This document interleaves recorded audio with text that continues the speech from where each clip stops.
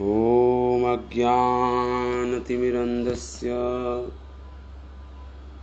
ज्ञानाञ्जनशलाकया चक्षुरुन्मिलितं येन तस्मै श्रीगुरवे नमः।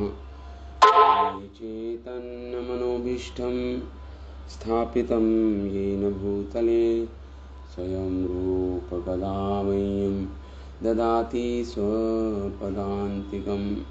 वन्देऽहं श्रीगुरु श्रीयुतपदकमलं श्रीगुरून् वैष्णवंश्च श्रीरूपं साग्रजातं सहगना रघुनाथान्वितं तं सजीवं साद्वैतं सावधूतं परिजनसहितं कृष्णचैतन्यदेवं श्रीराधाकृष्णपादान् सहगणललिता श्रीविशाखान्वितंश्च।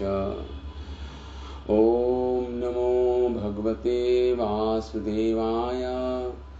ॐ नमो भगवते वासुदेवाय। ॐ नमो भगवते वासुदेवाय। नारायणं च नमस्कृत्यं नरं चैव नरोत्तमं देवीं सरस्वतीं व्यासं ततो जयमुदीरयेत्। नष्टप्रायेषु अभद्रेषु नित्यं भागवतसेवया भगवती उत्तमश्लोके भक्तिर्भवति नैष्टिकी। इदं भागवतं नाम पुराणं ब्रह्मसंहितम् उत्तमश्लोकचरितं चकारा भगवान् ऋषि निःश्रेयसाय लोकस्य धन्यं स्वस्ति अहं महत्। जय श्री कृष्ण चैतन्या प्रभु नित्यानंदा श्री अद्वैत गदाधर श्रीवासादि गौरभक्तवृंदा। हरे कृष्णा कृष्ण कृष्णा हरे हरे, हरे राम राम राम हरे हरे। ॐ सहना भवतु सहनं भुनक्तु सह वीर्यं करवावहे तेजस्विनावधीतमस्तु मा विद्विषावहि। ॐ शान्ति शान्ति शान्ति। ॐ। So reading from Srimad Bhagavatam, 10th canto, अध्याय अष्टम अध्याय, 8वां अध्याय। भगवान श्री कृष्ण का नामा संस्कार। नाम संस्कार आज भगवान का होगा। श्रीमान गर्गाचार्य मुनि आए हैं भगवान का नाम संस्कार करने। वसुदेव जी ने प्रेरणा दी कि जाओ ब्रज में जाओ, गोकुल जाओ। तो वह लक्ष्य है इनका गर्ग मुनि का। नंद बाबा को कुछ नहीं बता रहे हैं कि मुझे वसुदेव जी ने भेजा है, ये नहीं बताया। और अपने उनके जाने का अभिप्राय क्या है नंद बाबा के घर, ये भी नहीं बताया गर्गाचार्य ने। तो महान ब्रह्मज्ञानी थे और साथ में ज्योतिष विद्या के बहुत बड़े विद्वान थे और कहीं ग्रंथ ज्योतिष विद्या के उन्होंने ही संकलित किए थे। तो नंद बाबा ने स्वयं ही प्रार्थना की गर्ग मुनि जी से, गर्गाचार्य जी से, श्रीनंद उवाच अलक्षितोऽस्मिन् रहसि मामकैरपि गोव्रजै कुरु द्विजाति संस्कारं स्वस्ति वाचनम पूर्वकम। तो नंद बाबा बोले, अगर आपको भय है कंस का कि कंस जान जाएगा, क्योंकि ये तो यदुवंशियों के कुलाचार्य हैं गर्ग मुनि, तो अगर कंस जान जाएगा कि इन्होंने नाम संस्कार किए हैं नंद बाबा के घर, तो समझ जाएगा ये अष्टम जो गर्भ पुत्र है ये देवकी का, इसको वहां पे पहुंचा दिया है नंद बाबा के घर। तो इसलिए नंद बाबा बोले अलक्षितो अस्मि, हम ये जो पूरा द्विजाति संस्कार जिसे बोलते हैं, द्विजाति संस्कार, ये नाम संस्कार, इसको हम अलक्षित रूप से करेंगे। कहां पे करेंगे? कहे गोव्रजे, गौशाला में करेंगे, छुपके से, अति गोपनीय रूप से करेंगे इसको। और कह रहे माम कैरपि, मैं अपने भाइयों तक को नहीं बुलाऊंगा, उपनंद और भी अनेक जो नंद बाबा के भाई थे, और भी अनेक जो गोप जन थे, किसी को नहीं बुलाया जाएगा इस नाम संस्कार, कृष्ण के नाम संस्कार में। तो इस प्रकार नंद बाबा बोले, गुरु आप कृपया करके दुजाति संस्कारम, मेरे पुत्र का दुजाति संस्कार कीजिए। स्वस्ति वाचनम पूर्वकम, अगर आप संस्कार में केवल स्वस्ति वाचन मंत्र भी पढ़ दें और नाम दे दें, इतना ही पर्याप्त है। पूरा क्रिया नहीं करनी द्विजाति संस्कार की, केवल स्वस्ति वाचन मतलब मंगलकारी मंत्रों का उच्चारण धीमे स्वर से करें, बस नाम दे दें, बस।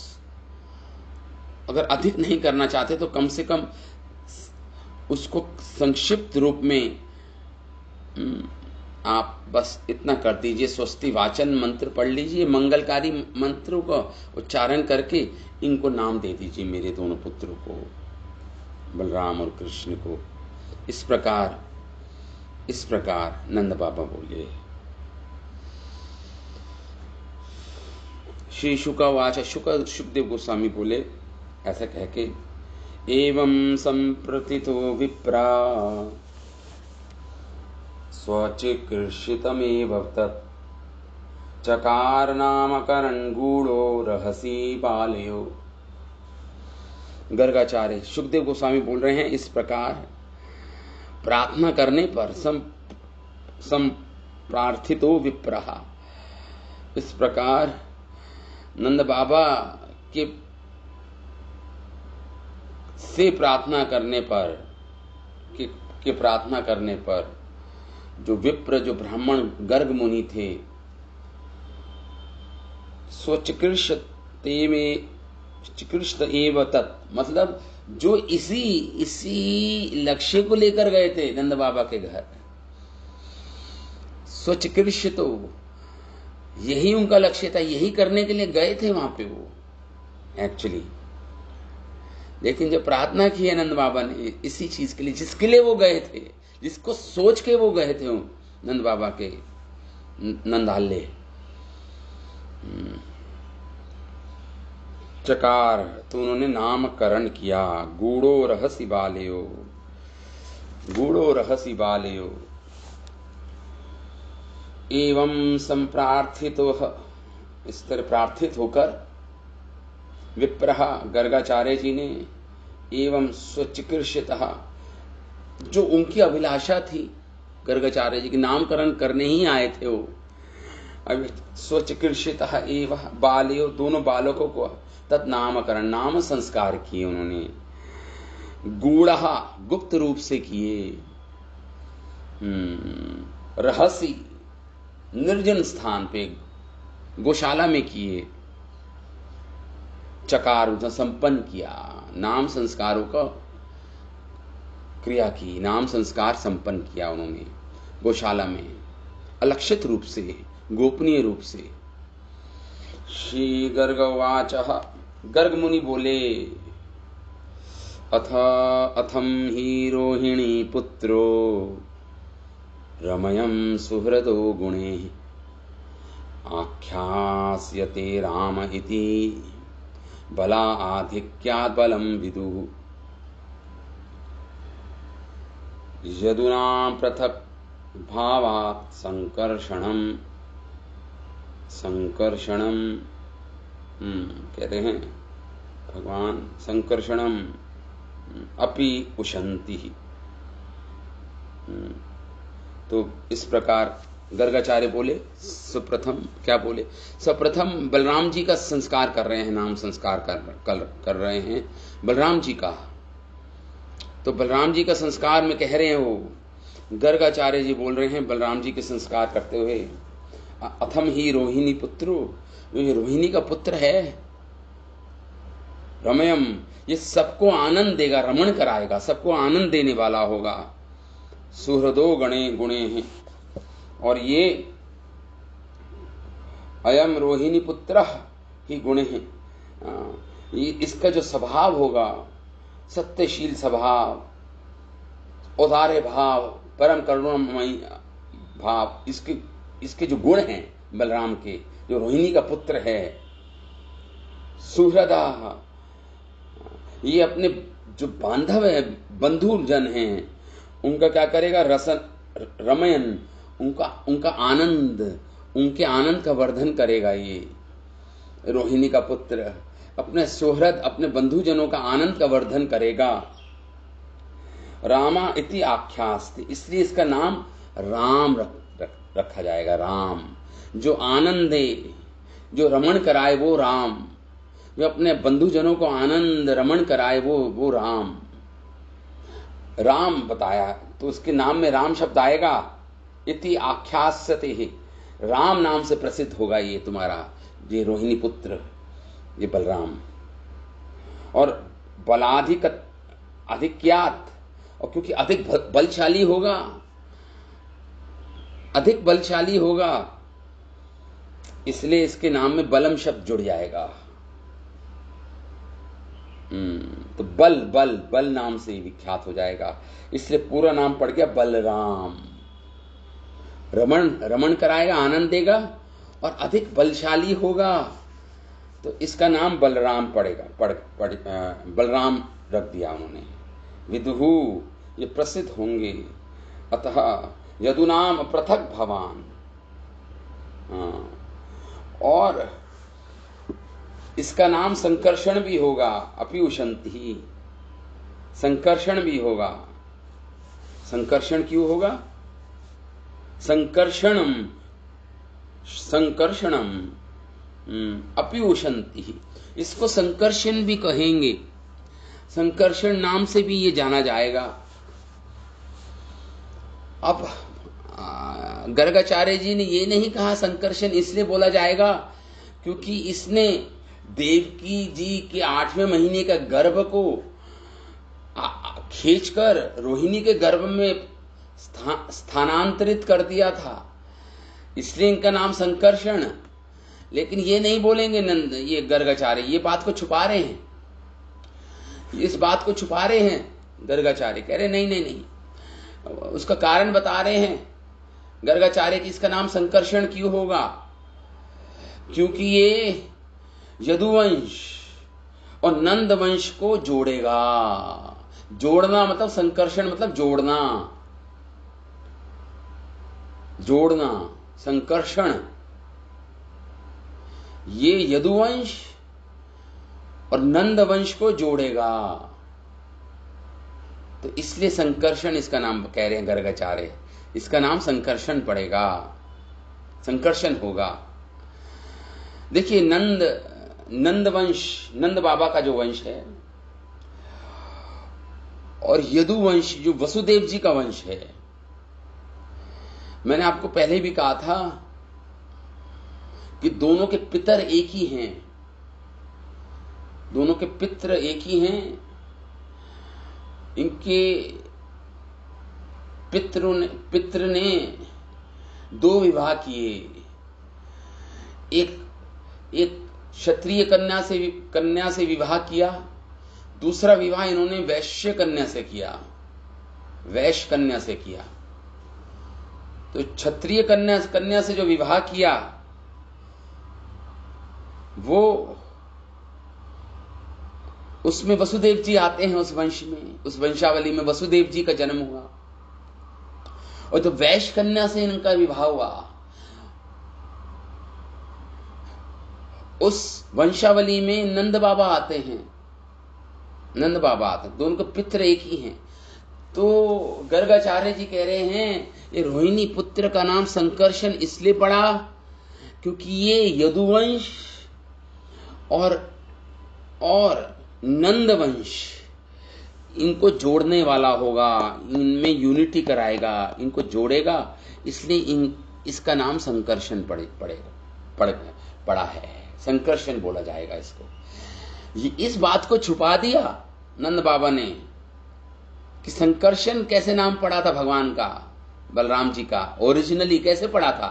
स्वयं भगवान ने बोला था इस बात को, अगर आपको याद हो, योग माया को बुला के कि उसका नाम संकर्षण इसलिए पड़ेगा क्योंकि वो देवकी के 8वां जब गर्भ होगा, 7वां जो गर्भ होगा, 7वां वहां से निकालकर 8वें महीने का गर्भ होगा देवकी का, वो 7वां गर्भ होगा। 8 महीने हो चुके होंगे उसको, उस समय 8वें महीने का जो देवकी का गर्भ है उसको खींचकर ये रोहिणी माता में स्थानांतरित करेगा, ट्रांसफर कर देगा, इसलिए इसका नाम संकर्षण पड़ेगा।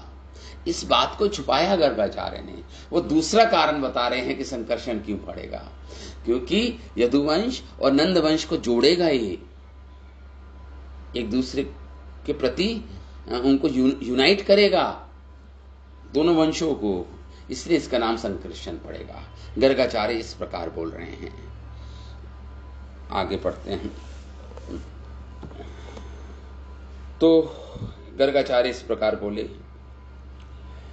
इन 2 श्लोकों पर 10, 11 और 12, 3 श्लोकों पर हमारे आचार्यगण क्या लिखते हैं। हमारे आचार्यगण लिखते हैं, गौशाला में आप ये संस्कार कर दें। जीव गोस्वामी लिख रहे हैं, इसका तात्पर्य यह है कि स्थान का संस्कार करने की आवश्यकता नहीं है।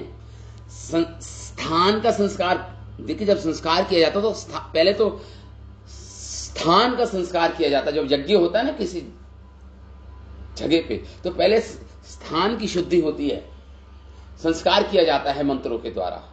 लेकिन कह रहे नहीं, नंद बाबा कह रहे नहीं, स्थान के संस्कार की कोई आवश्यकता नहीं है, केवल आप नाम संस्कार कर दीजिए, स्वस्तिवाचक मंत्र पढ़ दीजिए, इतना संक्षिप्त कर दीजिए इस पूरी क्रिया को, नामकरण क्रिया को इतना कंसाइज कर दीजिए। यहाँ पे यही बोल रहे हैं, एकांत में संस्कार कर दें, क्योंकि गायें गोपों के साथ वन में चली जाती हैं, बालकों के द्विजातीय संस्कार कराते हैं। इसका तात्पर्य है कि अपने क्षत्रिय और वैश्य वर्णों के अनुरूप नाम संस्कार करते हैं। जो भी क्षत्रिय, बलराम जी क्षत्रिय हैं, क्षत्रिय कुल, और भगवान कृष्ण वैश्य कुल के हैं। तो कह रहे हैं उन कुलों के अनुसार, क्षत्रिय और वैश्य कुलों के अनुसार उनका आप जल्दी से संस्कार कर दीजिए। स्वस्ति एवं रिद्धि शब्दों से 3 बार उक्ति होती है। स्वस्ति एवं रिद्धि पुण्यः, ये सारे शब्द जब स्वस्ति वाचन क्रिया होते सब शब्द बोले जाते हैं। वह भी ब्रजजनों के द्वारा अलक्षित रहते हुए एकांत स्थान पे ये संस्कार मात्र कर दें, यही मेरा अभिष्ट है। इस प्रकार नंद बाबा बोले थे। यदि कोई शंका करे कि गर्गाचार्य तो भगवत ऐश्वर्य को जानने वाले हैं, अगर कोई ऐसा बोले कि गर्गाचार्य तो भगवान के ऐश्वर्य को जानते हैं, कि ये स्वयं भगवान है, जानते हैं वे गर्गाचार्य, उन्होंने इस नामकरण को करने में संकोच क्यों किया। अगर कोई पूछे कि गर्गाचार्य ने क्यों पहले संकोच किया था नामकरण करने में, जबकि वो जानते हैं कि ये स्वयं भगवान हैं, भगवान हैं स्वयं, ये दोनों दोनों ही भगवान हैं। हाँ, तो क्यों संकोच किया? तो इसका उत्तर है क्योंकि इस समय भगवान बालक रूप में स्थित हैं, अतः संस्कार लीला के अनुरूप ही था। क्योंकि अभी भगवान लीला कर रहे हैं, इसलिए संस्कार लीला के अनुरूप था, इसलिए संस्कार किया गर्गाचार्य जी ने। भगवान लोक कल्याण के लिए, अपने भक्तों के प्रमोद के लिए बाल्य लीला करके प्रकट कर रहे हैं। इस समय भगवान गर्गाचार्य जी ने सोचा था, अतः उनकी लीला बालकों जैसी ही थी, जो भगवान के ऐश्वर्य को जानने वालों को भी मोहित करने वाली थी। गर्गाचार्य भी मोहित हो गए थे स्वयं, जानते हैं भगवान हैं, फिर भी भगवान का बाल रूप देखकर मोहित हो गए। अरे ये कैसे भगवान है, छोटे से बालक। वो स्वयं मोहित हो गए गर्गाचार्य, तो दूसरों की तो बात ही छोड़िए आप। वो डर रहे थे कंस से, जानते हैं कि वो कृष्ण है, कृष्ण भगवान हैं, भगवत हैं, भगवत भगवान स्वयं हैं। वो क्यों? क्योंकि बालक के रूप में थे वो, तो वो मोहित हो गए। उनके बाल्य लीला को देखकर गर्गाचार्य खुद मोहित हो गए भगवान कृष्ण और बलराम की। इसलिए एकांत स्थान पर दोनों बालकों को लाया गया, उन्हें गर्गाचार्य का दर्शन कराया गया। गर्ग आनंदित हुए एवं उन्होंने शुभ आशीर्वाद दिए इत्यादि। सभी का अचिंत्य, सभी को औचित्य समझ लेना चाहिए। बिल्कुल ठीक कर रहे हैं गर्गाचार्य, बाल्य रूप में है भगवान, तो आशीर्वाद भी दिया उन दोनों बालकों को, संस्कार भी किया, उनका नामकरण भी किया। ये उचित है, भगवान की बाल लीला के अनुरूप है ये बात। बिल्कुल ठीक किया गर्गाचार्य जी ने, हमारे आचार्य बोल रहे हैं। अर्थात ये कह रहे हैं यहाँ पे, श्री गर्ग बालक की ओर उंगली से निर्देश कर, बालकों की ओर उंगली से निर्देश कर अथवा हाथ से छूकर बोध करा रहे हैं। इस प्रकार अस्या इत्यादि शब्दों का अर्थ आगे भी समझ लेना चाहिए। प्रकट अर्थ इस प्रकार है, रोहिणी पुत्र कहकर, यह भी एक नाम ही रखा है। ये बालक गुणों से सुहृत जनों को, अपने बंधु जनों को, अर्थात वसुदेव आदि आप लोग आदि को भी गुणों से आनंदित करेगा। रोहिणी पुत्र की ओर इशारा करके कह रहे हैं गर्गाचार्य। पहले सप्रथम संस्कार किसका कर रहे हैं? बलराम जी का कर रहे हैं, तो अपनी उंगली से इशारा करके कह रहे हैं बलराम जी की ओर। ये सब अपने गुणों से सबको आनंदित करेगा, इसलिए रमण कराएगा सबको, इसलिए इसका नाम राम पड़ेगा, संबोधित होगा। भाव ये है कि इसका नामकरण मेरे द्वारा हुआ है, ये तो एक भाना है। रोहिणी पुत्र, संकर्षण, राम, बल एवं बलराम नाम तो ख्याति स्वतः ही हो जाएगी। गर्गाचार्य कहने का अर्थ ये है कि ये मेरा नामकरण करना तो केवल भाना है, ये तो वैसे ही प्रसिद्ध हो जाएंगे आने वाले समय में बलराम के नाम से, संकर्षण के नाम से। ऐसा अर्थ आगे भी समझ, विधु का अर्थ बत। अच्छा, उसके बाद कह रहे हैं यादवों में श्री वसुदेव एवं आप लोग गोप, मतलब नंदवंश, क्योंकि आपके पितृगण जिनका नाम था देवनीड़, देवनीड़ उनका नाम था। देवनीड़ जी इनके पितृ थे, दोनों यदुवंशियों के भी और नंदवंशियों को भी। देवनीड़ इनका नाम था। इन्होंने दो विवाह किए थे, एक वैश्य स्त्री से, एक क्षत्रिय स्त्री से। तो दोनों को ये आकर्षित करेगा अपनी ओर, दोनों को जोड़ देगा, दोनों वंशों को जोड़ देगा, इसलिए इसका नाम संकर्षण कहलाएगा। इस प्रकार गर्गाचार्य जी ने कहा, मैं यादवों का आचार्य हूं, ये प्रसिद्ध भाव का लंबन करके कहते हैं। अपितु रोहिणी पुत्र संकर्षण बलराम नाम सूचित कर रहे हैं। राम इति स्थान पर बलराम इसका नाम पड़ेगा, क्योंकि इसके अंदर बल की अधिकता होगी, अतीव बलशाली होगा ये, इससे बलराम नाम रख दिया गया। संकर्षण दूसरा नाम रख दिया गया। तीसरा नाम रोहिणी पुत्र रख दिया गया, क्योंकि रोहिणी पुत्र तो है ही वो, तो इस प्रकार अनेक नाम रख दिए गए बलराम जी के। तो आगे पढ़ते हैं। इसमें हमारे विश्वनाथ चक्रवर्ती ठाकुर कह रहे हैं, भाग्यवश ही आप आज मेरे घर आचार्य पधारे हैं। बोले नंद बाबा, इन्हें मैं पुनः फिर कब प्राप्त करूंगा, इसलिए आप ढोल नगाड़े पूर्वक उत्सव अंग को किसी दूसरे दिन विस्तार पूर्वक करूंगा। ढोल मजारे तो हम किसी और दिन मना लेंगे, आप तो आज तो गोपनीय संस्कार कर दीजिए मेरे पुत्रों का। विश्वनाथ चक्रवर्ती ठाकुर कह रहे हैं। ऐसे मन में विचार कर नंद बाबा बोले, मेरे भाई आदि के द्वारा भी आज इस संस्कार कार्यक्रम को नहीं जाना जाएगा। आप गौशाला में ये संस्कार करा दें, अतः स्थान का संस्कार की आवश्यकता भी नहीं है, मतलब सफाई की आवश्यकता भी नहीं है, ये भी गोपनीय रूप से करा दें, क्योंकि इस समय दिन में गोपों के साथ गायें भी बन जा चुकी हैं। दुजातीय संस्कार करा दें, अतः इन दोनों बालकों को कि क्रमशः क्षत्रिय एवं वैश्य वर्ण के अनुरूप नामकरण संस्कार को कराएं। पुण्यहा स्वस्ति श्रद्धि, इन 3 शब्दों का तीन बार कथन किया जाता है। इसे बोलते हैं स्वस्ति वाचन कर्म। स्वस्ति वाचन कर्म किया जाता है जब नामकरण होता है, स्वस्ति वाचन कर्म बोलते हैं। इस प्रकार उसके बाद गर्गाचार्य जी ने सर्वप्रथम बलराम जी का नामकरण किया। अब भगवान कृष्ण का नामकरण करेंगे। अब गर्गाचार्य जी भगवान कृष्ण का नाम करेंगे। कृष्ण की ओर इशारा करके गर्गाचार्य जी कहते हैं, ये 5 श्लोक हैं जिस सुखदेव गोस्वामी बोल रहे हैं। भगवान कृष्ण का नामकरण जब हो रहा है, 5 श्लोकों के द्वारा उसका विवरण प्रस्तुत किया है सुखदेव गोस्वामी ने 5 श्लोकों में।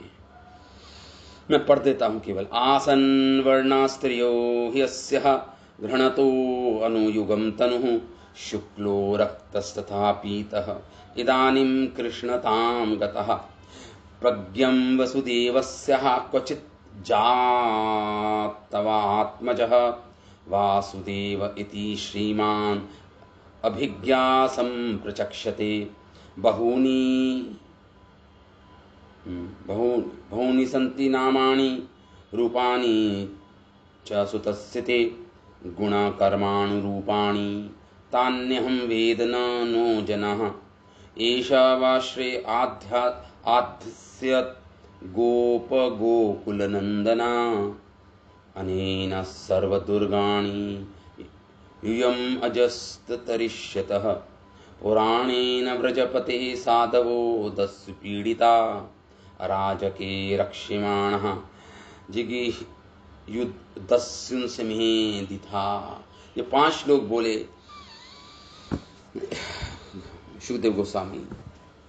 अब भगवान कृष्ण का नामकरण हो रहा है, सुनिए इसको।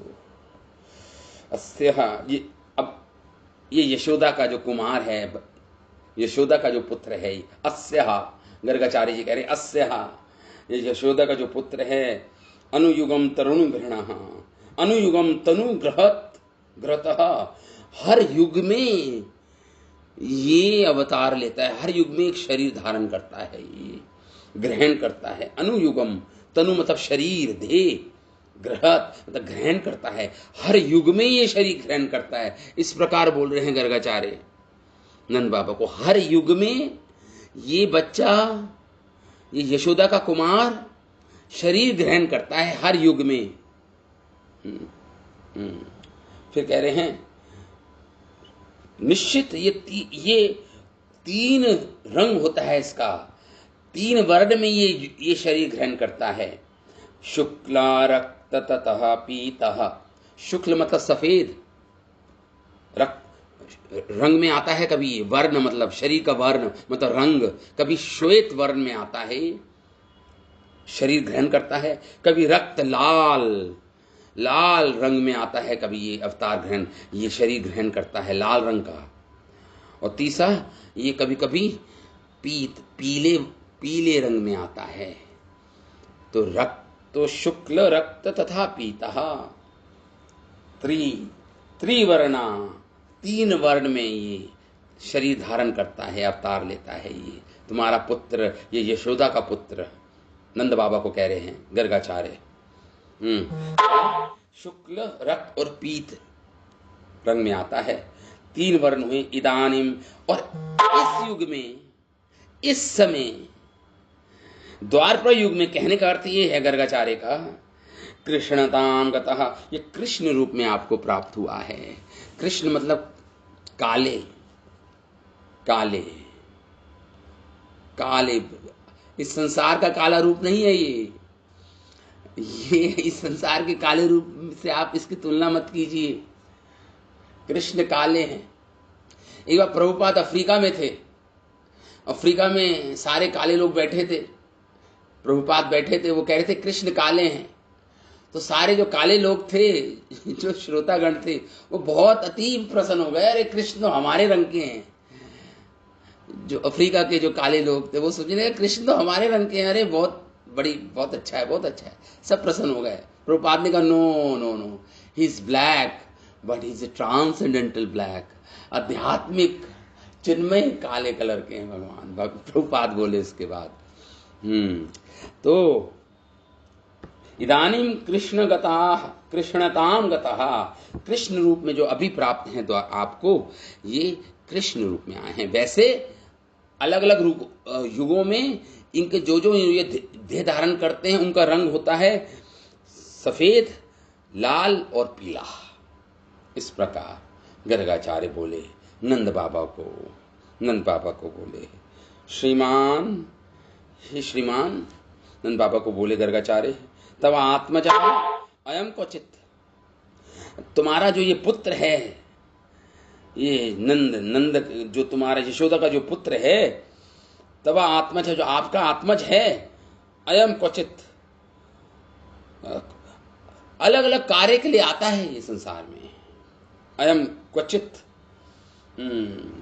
कभी किसी कार्य निमित्त आता है, कभी किसी कार्य के कारण आता है। प्राक, पहले इसको वसुदेवस्य जातः, ये किसी जन्म में वसुदेव का भी पुत्र बना था, इन्हीं वसुदेव का पुत्र बना था किसी जन्म में, इसलिए इसका नाम वासुदेव भी है। ये वासुदेव नाम से भी जाना जाता है।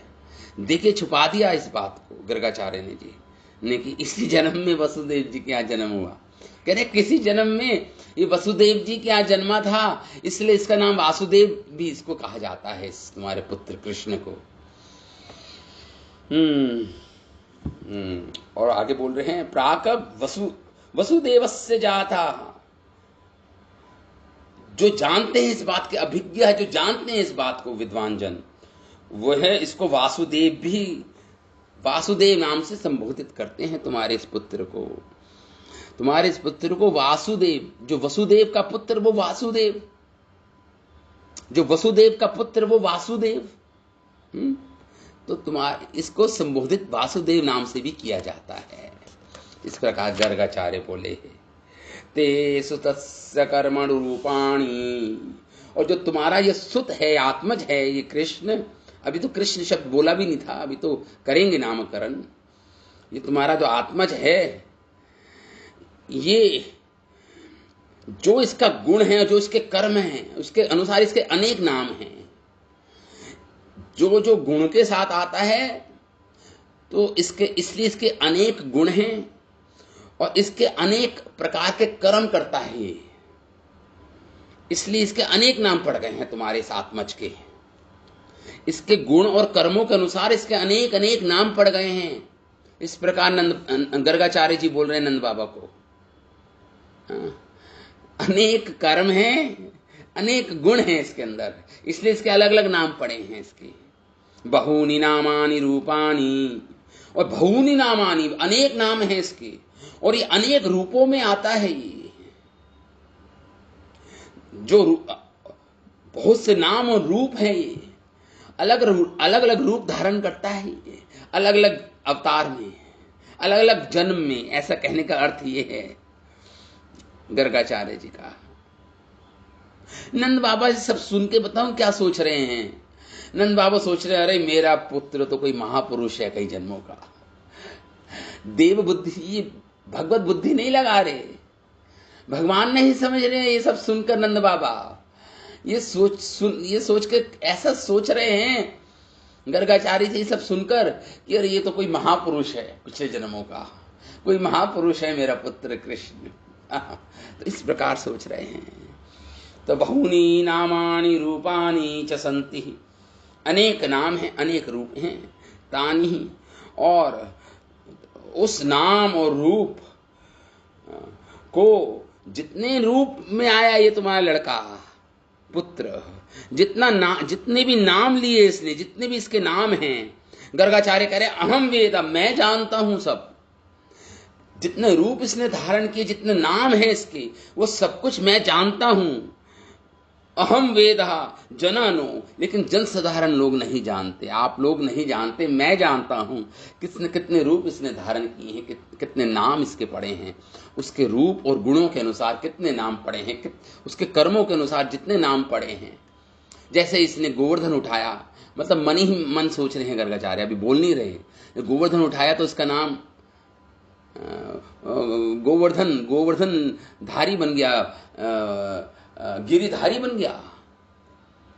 तो कर्मों के अनुसार इसका नाम पड़ गया। गोवर्धन उठाया तो गिरिधारी पड़ गया।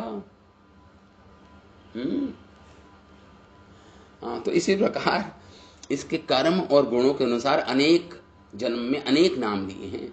कभी ये लाल रंग का आता है, कभी पीले रंग का आता है, कभी ये सफेद रंग का आता है। ये सब बातें गर्गाचार्य नंद बाबा को कह रहे हैं। इस बात को सुन के नंद बाबा केवल यही अनुभव कर रहे हैं कि मेरा लड़का तो पिछले जन्म का कोई बहुत बड़ा क्या है, पुरुष है, मतलब महान कोई पुरुष है, महापुरुष है, कोई महान महापुरुष है कोई। आगे कह रहे हैं गर्गाचार्य, गोप गोकुल नंद ईशा, और क्योंकि ये गोपों का और गौओं का आनंद वर्धन करेगा तुम्हारा ये आत्मज, इसलिए इसका नाम गोप गोकुल नंदन रख दिया। नंदन मतलब जो आनंद देने वाला है, किनको, गोपों को और गौओं को जो आनंद देता है उसका नाम गोकुल नंदन, गोकुलानंद, गोकुलानंद।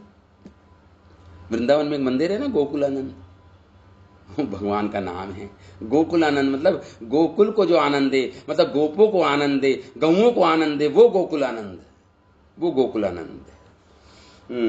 तो इस प्रकार गर्गाचार्य जी बोल रहे हैं, गोप गोकुलानंद ईशः वह श्रेया आध्य अन्यना, और ये आप लोगों का श्रेय करेगा, आप लोगों की रक्षा करेगा, है आपका मंगल विधान करेगा, ये आप सबका मंगलकारी होगा, ये पूरे गोकुल के लिए, आप सब गोप जातियों के लिए, नंद वंश के लिए ये मंगलकारी होगा, ये मंगलकारी होगा। इस प्रकार बोल रहे हैं गर्गाचार्य। श्रेय, श्रेय करेगा, मंगल करने वाला होगा, आध्यास्यत करेगा, अनेन यूयम अंजहा, और आप इसकी कृपा, इसकी शक्ति से, इसकी कृपा से आप लोग सर्व दुर्गाणि तरिष्यत, आप सारी बाधाओं को पार कर दोगे। सर्व दुर्गाणि मतलब सारी बाधाओं को, तरिष्यत तर जाओगे, सारी बाधाओं से, सारी समस्याओं से, सारी बाधाओं से आपको तारने वाला होगा ये बालक।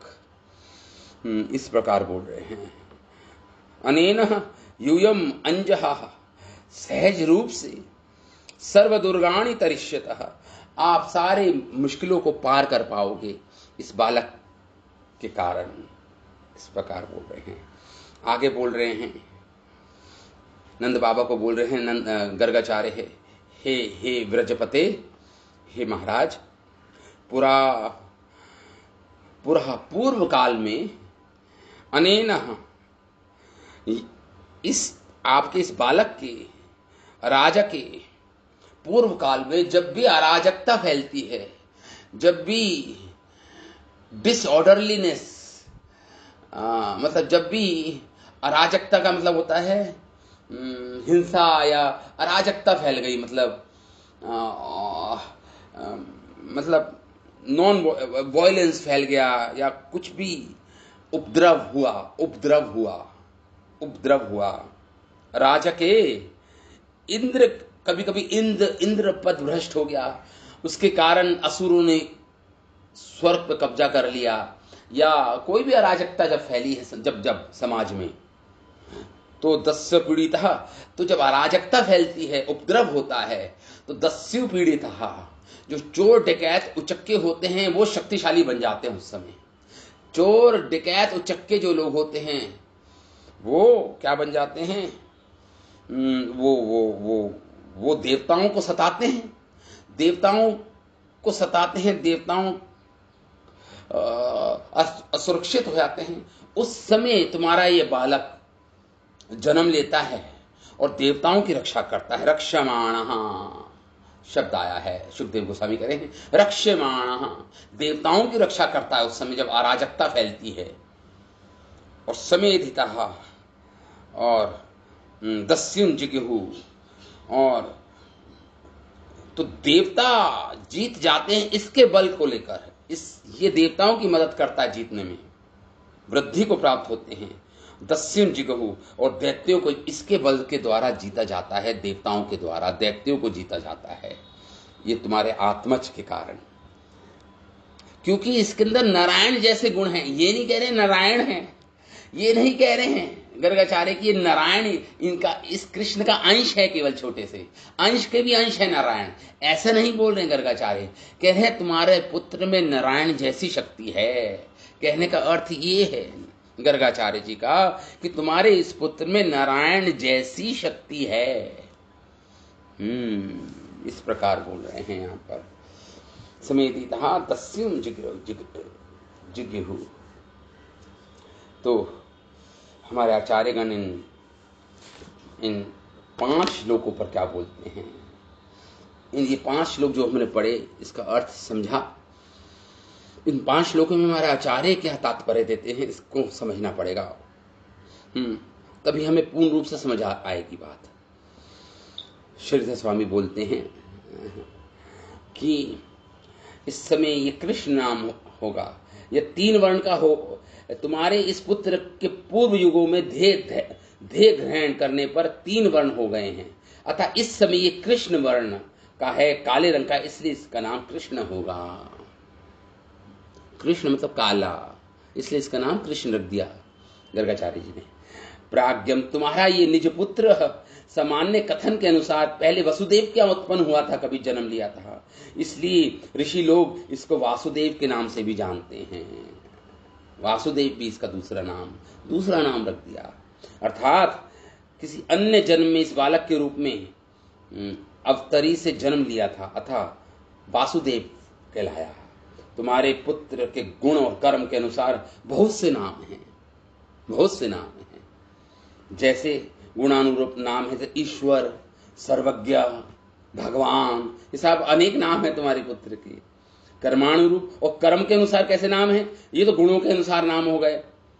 कर्म के अनुसार कैसे नाम है, गोपति, गोवर्धन, हरण इत्यादि, गिरिधारी, ये सभी मैं नहीं जानता और अन्य भी नहीं जानते, ऐसा कह रहे हैं गर्गाचार्य। एक्चुअली ये सारे नाम तो मैं भी नहीं जानता, अनंत नाम हैं, अनंत रूप हैं तुम्हारे इस आत्मज के, अनंत रूप है, अनंत नाम है, उन सबको तो मैं भी नहीं जानता, तुम क्या जानोगे, तुम सब लोग क्या जानोगे। इस प्रकार गर्गाचार्य बोले। इतना सब हिंट देने पर भी नंद बाबा और यशोदा को समझ नहीं आया कि भगवान है। हाँ, नहीं समझ आया, अलक्षित रूप से बोल रहे हैं, लेकिन बस वही कह रहे महापुरुष है हमारा पुत्र, कोई पिछले जन्म में इसने देवताओं की मदद की, अलग अलग रूप में आता है, ये अलग अलग रंग धारण करता है, ठीक है, ये कोई महापुरुष होगा। भगवान, उनका वात्सल्य भाव इतना अधिक है कि ऐश्वर्य भाव जैसे ही उत्पन्न होता है उनके हृदय में, एकदम वात्सल्य भाव उसको पूर्ण रूप से उसको आवृत कर देता है। इतना अधिक वात्सल्य भाव है नंद बाबा और यशोदा में, पूर्ण रूप से आवृत, कवर कर देता है पूरा उस भाव को। और भगवान यही चाहते हैं, भगवान चाहते हैं कि नंद बाबा और यशोदा मुझे भगवान के रूप में ना माने, मुझे अपने पुत्र के रूप में मुझे स्नेह दे, मुझे स्तनपान कराए, मुझे डांटे, मुझे मारे, मुझे बांध दे। ये सब भगवान की बाल्य लीला है, तो भगवान उस बाल्य लीला का आनंद उठाना चाहते हैं। इसलिए भगवान की योग माया शक्ति भुला, उनको थोड़ा ऐश्वर्य भी आता तो सब भुला देती है उनके भक्तों को, भगवान के भक्तों को भुलवा देती है सब कुछ, योग माया शक्ति भगवान की, जिसे आध्यात्मिक शक्ति बोलते हैं।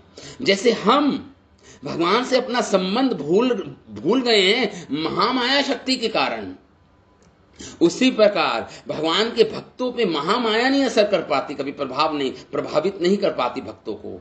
भगवान के भक्तों पर तो ये योग माया शक्ति प्रभावित करती है, जिसे भगवान की भगवत्ता को भुला देती है, भगवान की भगवान है वो भूल जाते हैं। ये योग माया शक्ति का काम है, तभी लीला संपन्न हो पाएगी। नहीं तो भगवान, कोई याद रखिएगा, भगवान कोई नकल नहीं कर रहे हैं बच्चे की। भगवान वास्तव में बालकपना का अनुभव कर रहे हैं इस समय। भगवान अपने आप को बालक ही मान रहे हैं। हाँ, केवल योग माया भगवान के भक्तों पर नहीं केवल प्रभाव डालती है, भगवान पर भी प्रभाव डालती है योग माया शक्ति भगवान की। भगवान को भुला रही है कि वो भगवान है, वो अभी बालक के रूप में ही आनंद उठा रहे हैं भगवान। देखिए, बीच बीच में ऐश्वर्य शक्ति आ जाती है, भगवान प्राकट्य हो जाता है, भगवान की ऐश्वर्य शक्ति बिचारी चुपचाप बैठती नहीं। जब लगता है कि मेरे स्वामी को कुछ करना है या उनकी रक्षा करनी है, तो ऐश्वर्य शक्ति भी आ जाती है बीच बीच में। ऐश्वर्य शक्ति को भी सेवा मिल जाती है भगवान की।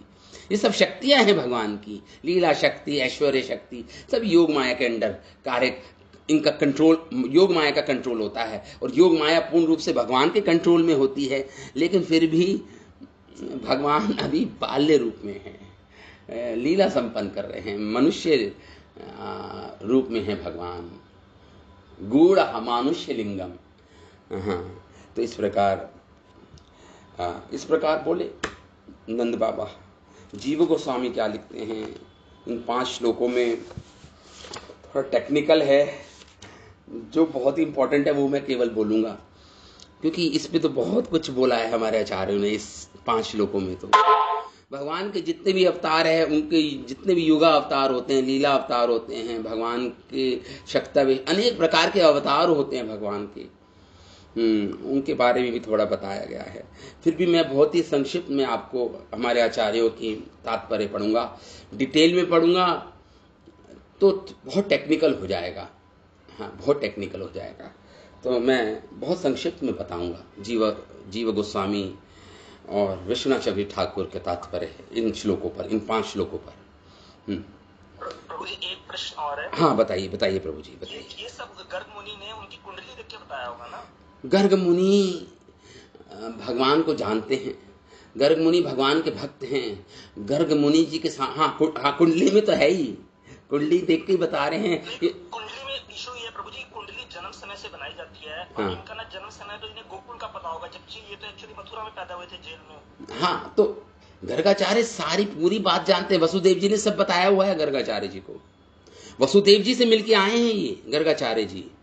वसुदेव जी ने पूरा जन्म समय, जन्म तिथि सब बताया गर्गाचार्य जी को, और वसुदेव जी ने इनको गोकुल भेजा। बताएंगे वो गर्गाचार्य को वो नहीं यूज किया उन्होंने, जो वसुदेव जी ने बताया वो वाला समय यूज किया कुंडली बनाने के लिए। हाँ, यस प्रभु जी, यस, क्योंकि वसुदेव जी ने ही प्रेरित किया था जाने को, सब बताया, सारा वृतांत सुनाया था गर्गाचार्य जी को।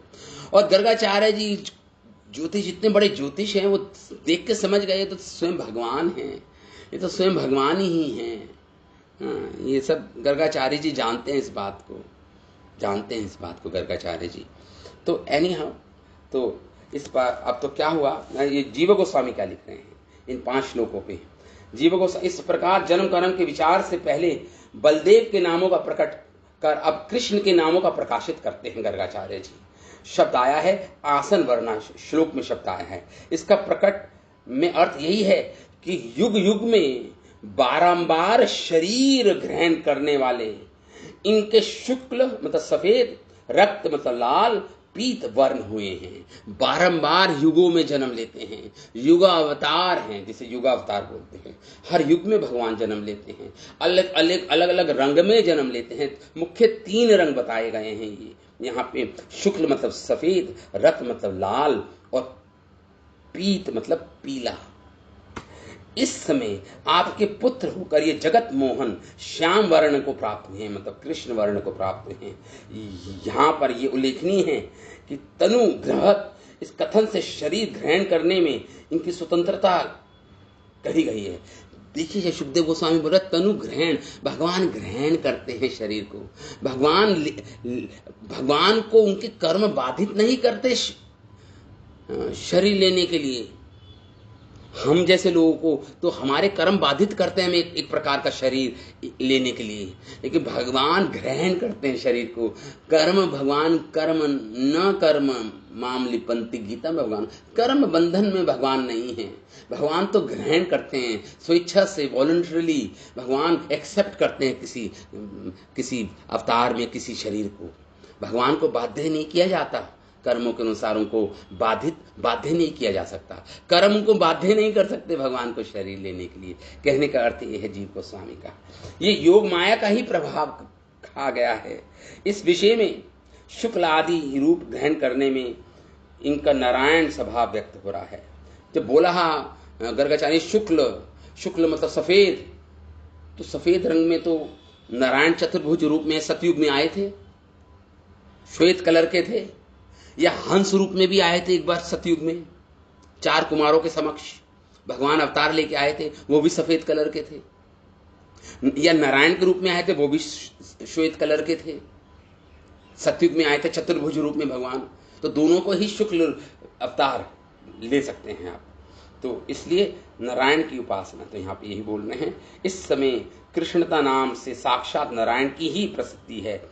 ऐसे कृष्ण रूप में प्रसिद्ध नारायण की उपासना करने पर उपासक को भी कृष्णता की प्राप्ति होती है, ये सिद्धांत बोल रहे हैं।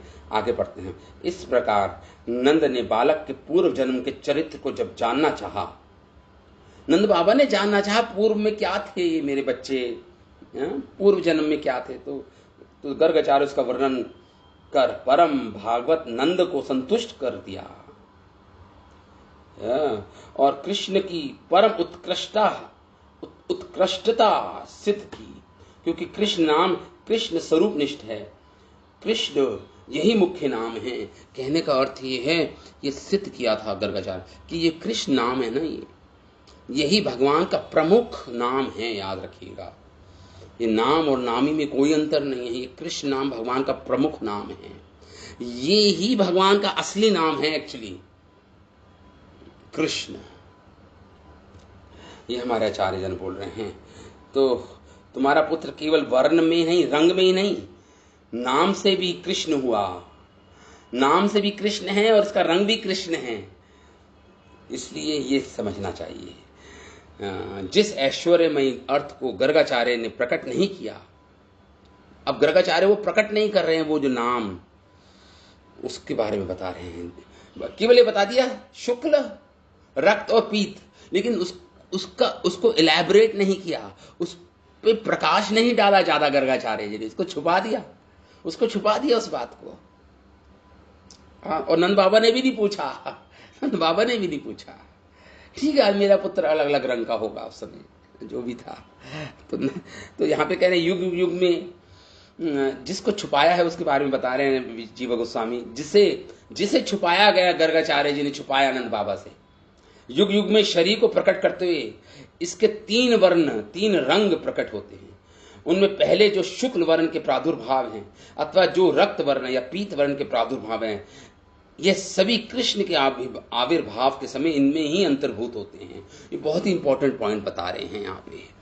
देखिए जितने भी भगवान के जितने भी वर्ण के अवतार, जितने भी रूप में भगवान आते हैं, तो सफेद कलर में आए, चाहे लाल रंग में आए, चाहे भगवान पीले वर्ण में आए, लेकिन जब कृष्ण आते हैं, क्योंकि कृष्ण अवतार नहीं है कृष्ण, याद रखिएगा, कृष्ण अवतार नहीं है, कृष्ण अवतारी हैं जो अवतार लेके आते हैं।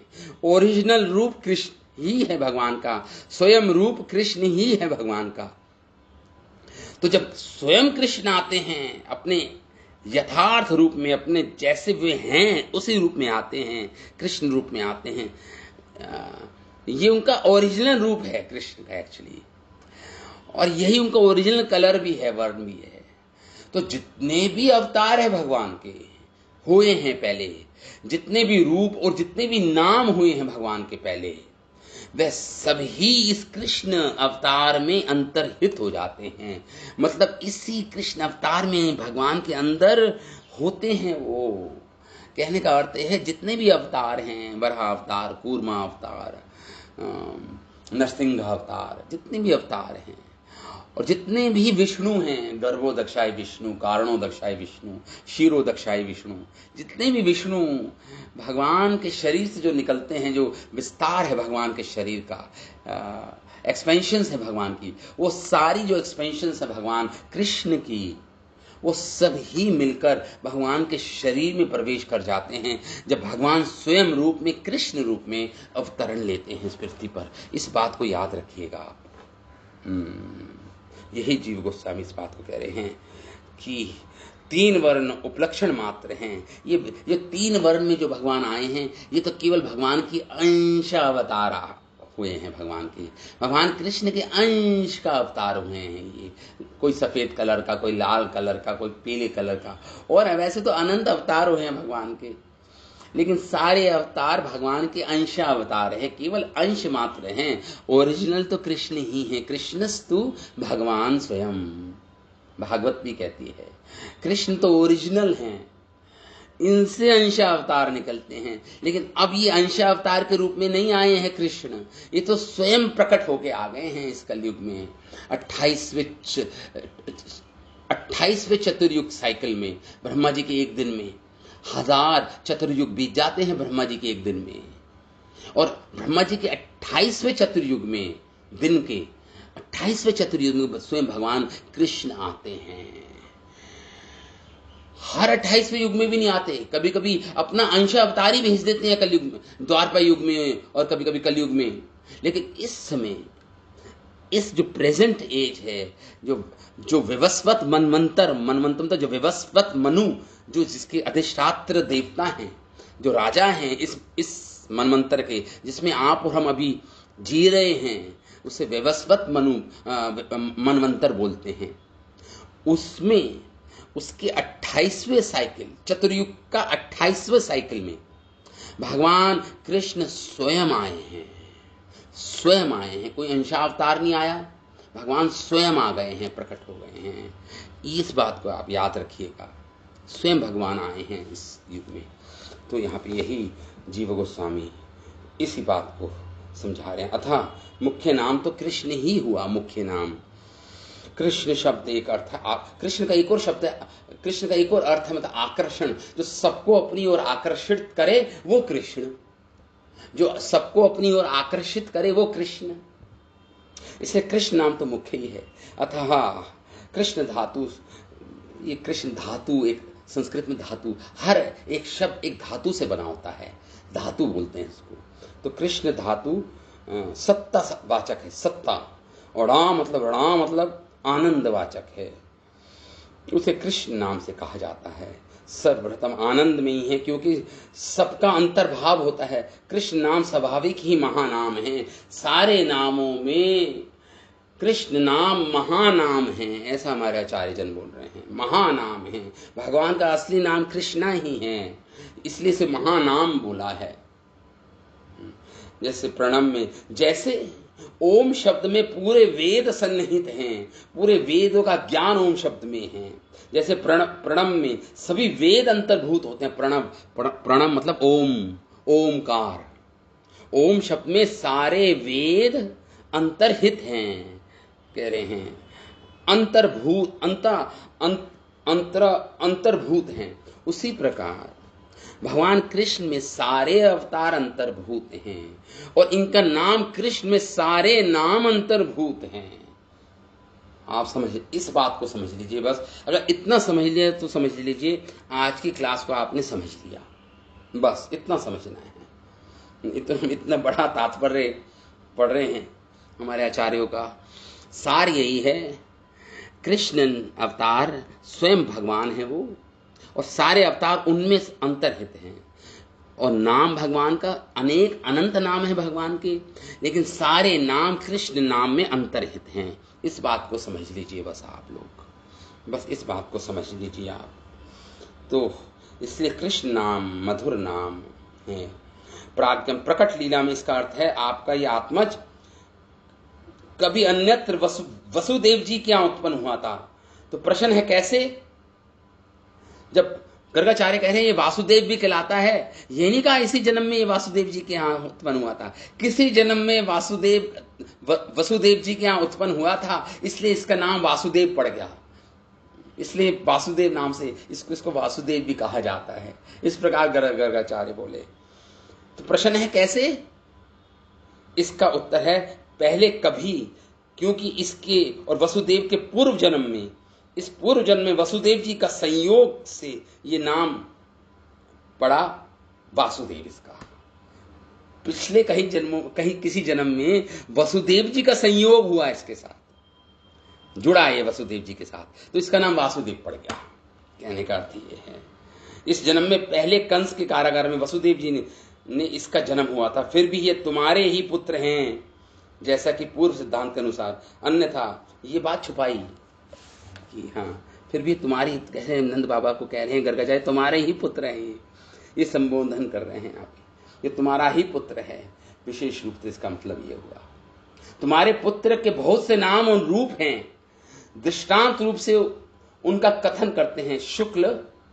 इसी प्रकार जन्मांतर संबंधी बहुत से नाम भी हैं, उसमें ज्योतिष के प्रभाव से मैं उन सब नामों को जानता हूं, लेकिन आप लोग नहीं जानते, परंतु अन्य लोग नहीं जानते। जो भी जानते हैं वे असंभव होने के कारण उनमें बहुत से नामों को प्रकाशित नहीं कर सकते। भगवान के अनंत नाम हैं, तो कितने नामों को प्रकाशित करोगे आप? उनके कर्म और गुणों के अनुसार भगवान के कर्म अनंत हैं, मतलब लीलाएं अनंत हैं, भगवान के गुण अनंत हैं, इसलिए नाम भी अनंत हैं। तो उनमें से कुछ को जानते हैं गर्गाचार्य कह रहे हैं, लेकिन आप लोग तो कुछ ही नहीं जानते हो, ऐसा कहने का अर्थ है। कर्म के अनुसार श्री मत्स्य अवतार, नरसिंह अवतार, कर्म के अनुसार, गुणों के अनुसार भक्तवत्सल, भगवान का नाम है भक्तवत्सल। क्यों? भगवान अपने भक्तों के प्रति प्रीति रखते हैं, इसलिए उनका नाम भक्तवत्सल हो गया। ये उनके गुणों के अनुसार उनका नाम पड़ गया, भगवान के गुणों के अनुसार, उनकी क्वालिटी के अनुसार भगवान का नाम पड़ गया भक्तवत्सल। कर्म के अनुरूप नाम है जगत सृष्टा। भगवान के कर्म के अनुरूप कौन कौन से नाम है? जगत सृष्टा, जो जगत के सृष्टा हैं, उनका नाम कर्मों के अनुसार पड़ गया जगत सृष्टा, जगत पालक। ये कर्मों के अनुसार पड़ गया। तो कुछ नाम गुणों के अनुसार पड़े, कुछ नाम रूप के अनुसार पड़े, कुछ नाम कर्मों के अनुसार पड़ गए भगवान के। गुण तो गुणी नित्य रूप वाले भगवान में संवेद होने के कारण नित्य सिद्ध होते हैं। तो ये सब बता रहे हैं। ये सब सिद्धांत श्रीमद् भागवत में सनातन गोस्वामी ने प्रकाशित किया है। इन सब सिद्धांतों को इस प्रकार गुण, कर्म और नाम सभी के अनंत होने से भगवान के रूप की तरह नाम भी अनंत हैं। ये सब दिखते तो लौकिक की तरह हैं, परंतु सच्चिदानंद होने के कारण अलौकिक होते हैं। भगवान का नाम लगेगा एक आम अक्षर, लगेगा ये तो आम अक्षर है, संसार के अक्षर हैं, कृष्णा, ये तो आम अक्षर है।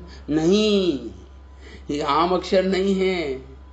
ये वर्ण जो वर्णमाला है, इसमें जो कृष्णा है या जो भी भगवान के दूसरे नाम हैं, ये सब अलौकिक हैं, लौकिक नहीं हैं। It's like a capsule. Capsule अपने आप में दवा नहीं होती, कैप्सूल के अंदर जो दवा भरी होती है वो असली दवा होती है। ऐसे ही इन अक्षरों में भगवान सन्निहित हैं, अंदर घुसे हुए इन अक्षरों में। जैसे कैप्सूल के अंदर दवा भरी होती है, ऐसे ये अक्षर अपने आप में भगवान नहीं, भगवान इन अक्षरों के अंदर जो शक्ति है, शक्ति या भगवान अपने रूप में विराजित है इन अक्षरों के अंदर, उसको हमें उन अक्षरों का हम शुद्ध उच्चारण करेंगे। मैंने अपराध बताए थे ना, जब हमने अपराध डिस्कस किए थे, जब हम पढ़ रहे थे कितने अपराध है, 10 प्रकार के 10 अपराध हैं।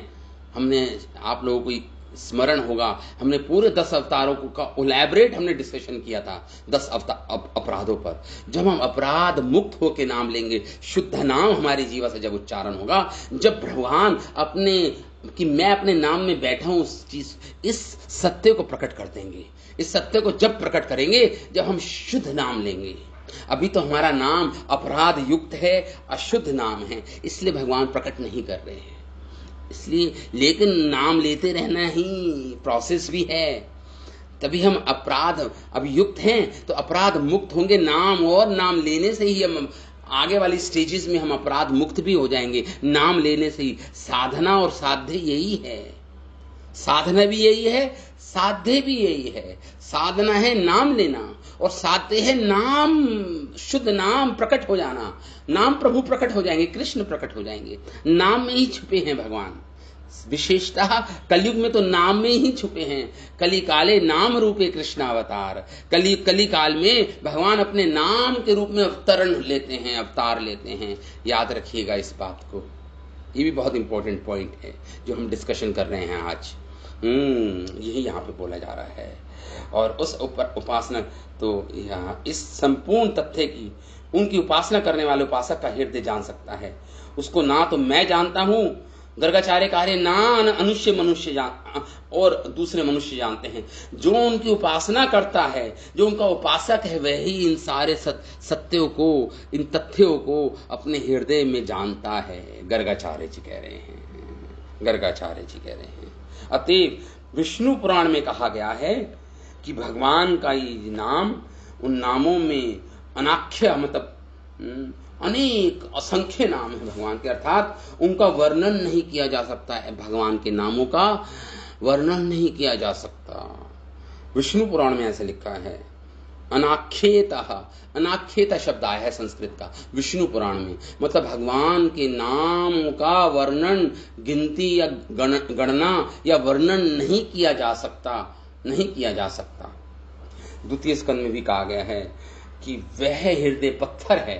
द्वितीय भागवतम में आता है श्लोक, वो हृदय पत्थर है जो भगवान कृष्ण का नाम लेके भी जिसका हृदय नहीं पिघलता, जिसकी आंखों से अश्रु नहीं बहते, जिसको जो रोमांचित नहीं हो जाता पूरे शरीर में, मतलब प्रेम उत्पन्न नहीं हो जाता नाम लेने से, नाम लेने से जिसको प्रेम नहीं उत्पन्न होता, तो उसका हृदय पत्थर है, समझ लीजिए। भागवतम कहती है इस बात को, उसका स्टील हार्टेड है, वो पत्थर हृदय, पाषाण हृदय है वो, जिसका भगवान का नाम लेने से, जिसका हृदय मेल्ट, पिघलता नहीं, आंखों से अश्रु की धारा नहीं बहती, जिसको पूरे शरीर में रोमांच नहीं आता, वो पत्थर दिल है। वो भगवान का नाम इतना शक्तिशाली, इतना अलौकिक नाम है भगवान का। देखिए यहाँ तो इस प्रकार गोकुलानंद नाम भी है इसका, गर्गाचार्य कहते हैं, क्योंकि ये गोकुल वासियों को, गौओं को आनंद देने वाला होगा।